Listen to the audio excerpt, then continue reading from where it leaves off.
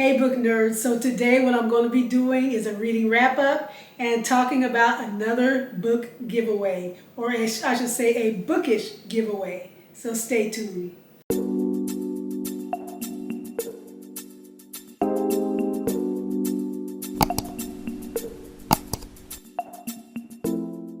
Hey book nerds, welcome to my channel. My name is Denise. And if this is your first time to my channel, you're only a visitor once, please make sure that you subscribe and hit notifications so you know when I have a new video that uploads. And please like this video, share the channel. I'm in a good mood because today, as I'm filming, it is my birthday. It's October 2nd, it is my birthday.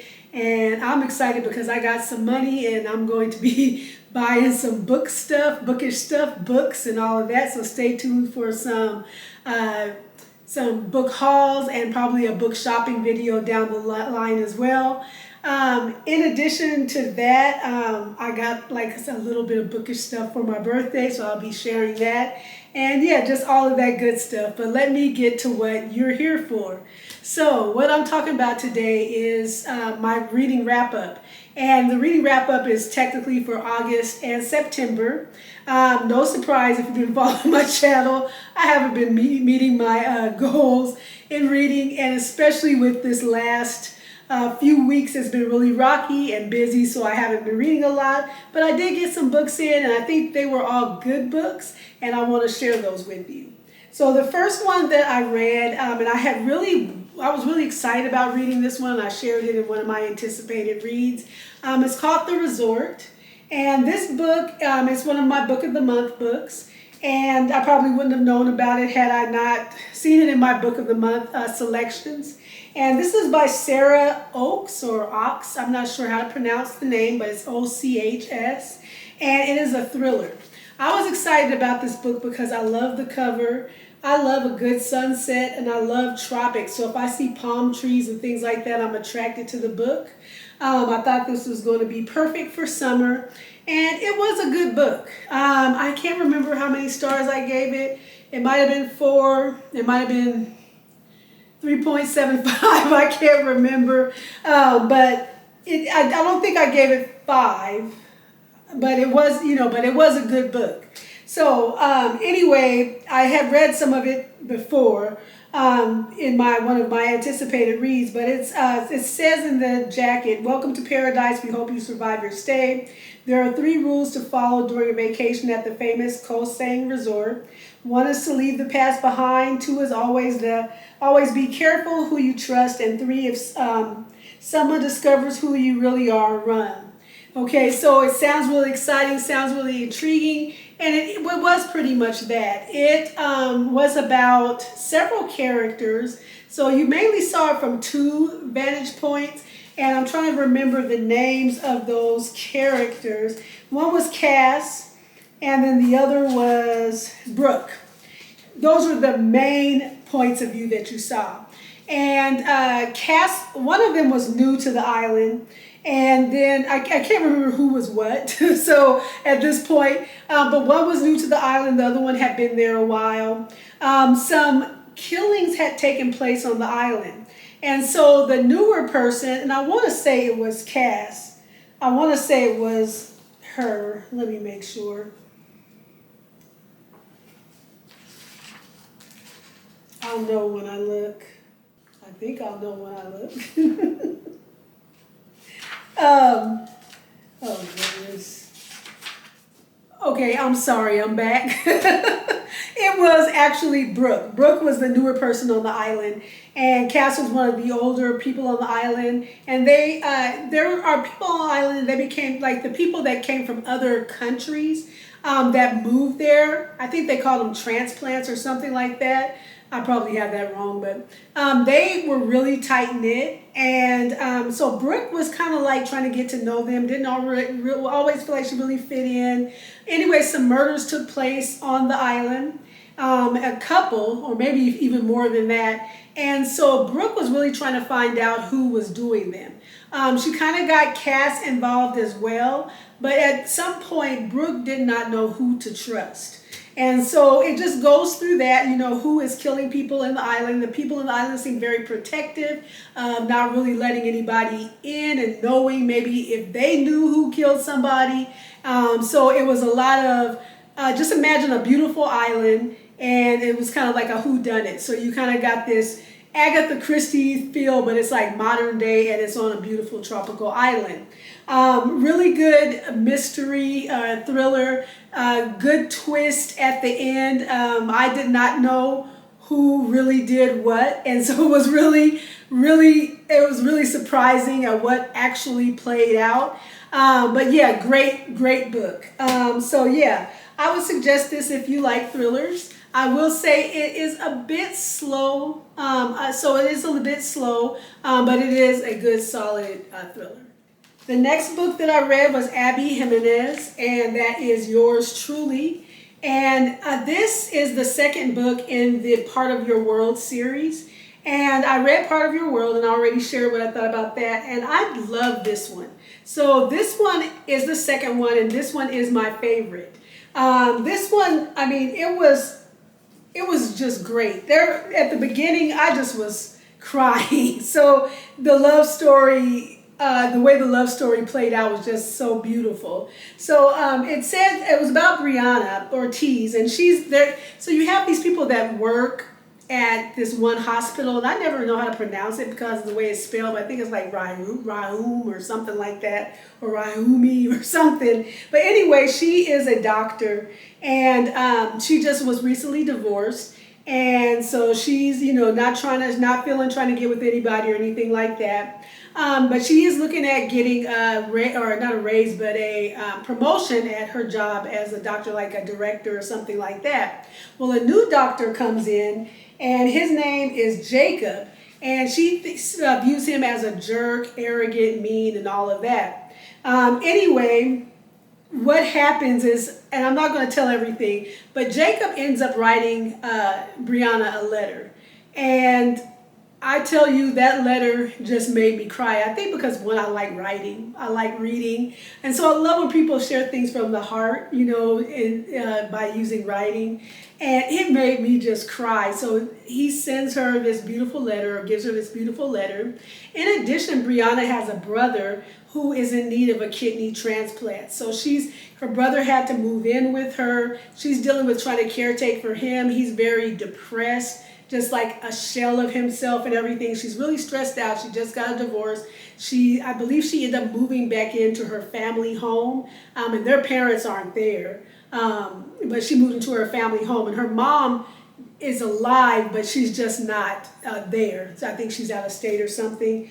And so she brings her brother in, so he has to move out of his apartment. She's taking care of him, and he needs a kidney. And not only does this Jacob write her a letter, but he also ends up donating a kidney to her brother. Now, how can you still hate somebody like that? So I'm not going to tell anymore. This is a beautiful, beautiful love story. It's also a great book that just really deals with, what it's like after a divorce, how you may feel insecure, defensive, things like that. It deals with social anxiety in a great way. So that you can really get a look, if you don't have it, you really get a look at what it's like to have social anxiety. And if you do have social anxiety, it will help you feel affirmed in how you feel, something relate to someone like that. And it just deals with all types of things. So a great book. It makes you laugh, it makes you cry, it makes you angry, all of that good stuff. But just a really sweet romance. So again, that is Yours Truly by Abby Jimenez. The next book that I read, of course, because I wanted to read this for the summer, and that's why I was going through these Abby Jimenez books like pretty quickly, is Just for the Summer. And this is the third book in the Part of Your World series. And this one was getting just rave reviews. People love this one. I believe a lot of people like this one, even more so than Yours Truly and Part of Your World. This one, I like Yours Truly better. So that's just me. I think I can understand why people love this one so much. It is well written. Abby Jimenez writes banter between characters like none other. I love it. It's natural. She has witty characters. Her characters are very different, and you can really see their personalities. They come through and jump off the page. Whereas some books you read, you feel the author is trying to make the characters all different, and their personalities are distinct, and you really feel like you know them individually and they sound different. But it doesn't always come off. It doesn't work out well. But Abby Jimenez does. And this one, I got it because I actually started reading her books because of this book. And I wanted to read this one because it just looked perfect for the summer. So I went and got the other two so I could read them in order. I don't think that you have to read them in order to understand any of the books, but it does make the experience better. The way that she ends up weaving everybody together in this book is awesome. And this book, I got it because it has like water. It's a beach. There's a sunset. They're running across the water or something. And so I'm thinking, a nice, breezy, light romance. This is just what I need to end my summer reading. And especially during the time that I'm going through, just kind of something light and wonderful. It wasn't light, okay? It is wonderful, but it's not light. It deals with the main character, and her name, or two main characters, is Emma, and the other one is Justin. And so they both feel like they are cursed. They both feel like every time they date somebody, once they break up with that other person then ends up finding their true love, okay? So they keep going through this, and they're bummed about it. But eventually what happens is they meet each other through Reddit. Okay, so Justin writes something in Reddit about his experience with his curse, and then she reads it, and then I can't remember if she replies to his Reddit or what happens, but then they end up kind of, just continue to talk in each other's DMs, and then they end up meeting. And they end up meeting on I think they're in Minnesota or something. That's where Justin is anyway. She's a traveling nurse, so she goes all over, and she decides to make one of her assignments where he is. And so she's living on this little island, and it's owned by this man that's super rich. So he has like a mansion, and then there's a boat that's docked behind the mansion, and then you go to this little island, and it's her and her roommate, who is another traveling nurse, and they always go all around everywhere. But anyway, so they're going to go out just for the summer, so that's why it's called that, and they are going to try to break the curse. So they feel like, since they both have this curse, if they date like they've dated other people, that should either cancel it out, or when they break up with each other, that's going to help them to find their true love. Okay, so that's the premise of it. But there's so much more. This one gets really, it's really hard. It deals with, it really deals with family trauma and how that can play out in people's lives, and things that maybe parents did and how that can affect someone.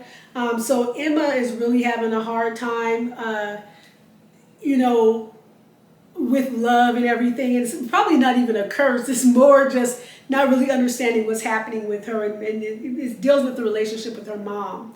And the way her mom treats her, and that dynamic is really hard, and the way that she even kind of defends the mom is difficult. And then, let's see, Justin has his own things going on, so he ends up becoming like a caretaker or what have you for his siblings, and so he's taking care of them, or he will be soon, and so he's not sure how she'll feel about him now being not a dad, but somebody that now is taking care of 3 kids, and so you have all of that going on. But they end up having a great love story. This is the type of love story that's not, it's beautiful, but it's not that pretty beautiful. So you're not looking at beautiful dates, with all the roses and nice dinners out and all of that. And I thought it was going to be a lot more beachy, because just the way the cover looked and, things like that. It's not like that. It shows you kind of real life. Love is not easy. Love is dirty. Love is messy. Sometimes your best moments are when you're at home on the couch, with sweatpants on and something like that, or dealing with hard stuff together. So that's more what it's about. And it is beautiful. It's just, it wasn't what I was looking for at this time. But excellent, excellently written. I gave this one a 4. I gave yours truly a 5, and then I gave Part of Your World, I think, a 4, maybe 3.75. So great book. I see why people loved it. I think this was the right book, but at the wrong time for me, or just wasn't. It just didn't meet the expectation that I had for it. But great writing. I am now a Abby Jimenez fan, so I'll be reading more of her books. Last but not least, I've been trying to get to this book for a while, but I finally started it, and honestly, it's not finished, but since it's mostly finished, and most of it's finished in September, I'm going to count this as part of the wrap-up. This is called The Light on Halsey Street by Vanessa Miller. And Vanessa Miller is a Christian fiction author, and she's become one of my favorite authors. I've said this often. And this book is a historical fiction. So, I love it because it's historical fiction based in the 1980s, and then it comes like to the present or close to the present. And I can't believe something in the 80s is called historical, but that's just the way it is. I'm getting older, but I love it. I love the cover. It's based in Brooklyn, or I think more specifically Bed-Stuy, and it chronicles 2 women that are like best friends in high school. They have 2 totally different family upbringings. One ends up kind of she's in this more stable, loving environment and everything. She's doing well in school. The other one has a rougher childhood experience. And so because of that, it causes her to make some decisions. Then those decisions kind of have repercussions. And so their lives take very different turns. But the awesome thing about this is there's going to be some more turns. When they're adults, there's going to be some things that cause them to clash when they do reunite. And there's something like catastrophic that happens that probably even helps them to reunite. And I haven't finished it all, but I tell you right now, I'm so hot at one of these characters and what she has done. And you understand how it happened, but it's just not cool.